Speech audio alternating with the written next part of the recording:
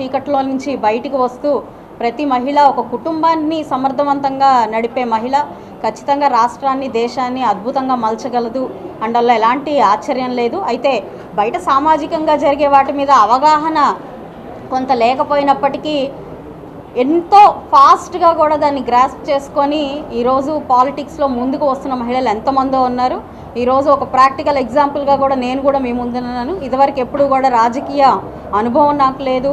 కేవలం ఒక గృహిణిగా లేదంటే ఏదైనా ఒక బిజినెస్ రన్ చేసే ఒక వ్యక్తిగా మాత్రమే ఉన్నాను. ఈరోజు పాలిటిక్స్లోకి వచ్చి ఎంతో కొంత నా ఎంతు సమాజానికి సేవ చేయగలుగుతున్నాను అని అంటే అది శక్తియుక్తులు అనేవి, ఆలోచన విధానం అనేవి ఒక జెండర్ స్పెసిఫికేషన్స్ మాత్రం కాదు. లీడర్స్కి జెండర్ ఉండదు అన్నది మాత్రం అందరూ గ్రహించాల్సిన అవసరం.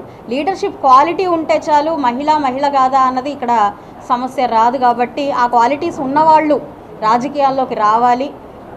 మంచిగా ముందుకి సమాజంలో మనమంటూ ఒక సమిధలాగా అవ్వాలి అనుకునే ఒక సత్సంకల్పం ఉన్నవాళ్ళు రాజకీయాల్లోకి వస్తే సరిపోతుంది అన్నది నా యొక్క అభిప్రాయం. కాబట్టి నేడు తీసుకొస్తున్న ఈ 33% రిజర్వేషన్కి మేమందరం స్వాగతిస్తూ ఎంతో సంతోషిస్తూ నేడు మన రాధా గారు ఈ ప్రెస్ మీట్ పెట్టి దీన్ని ఆనందాన్ని పంచుకోవాలి. దీన్ని 16, 17, 18 దాకా కాదు, ముందే రాష్ట్ర ప్రజలందరికీ ఇది తెలియాలి.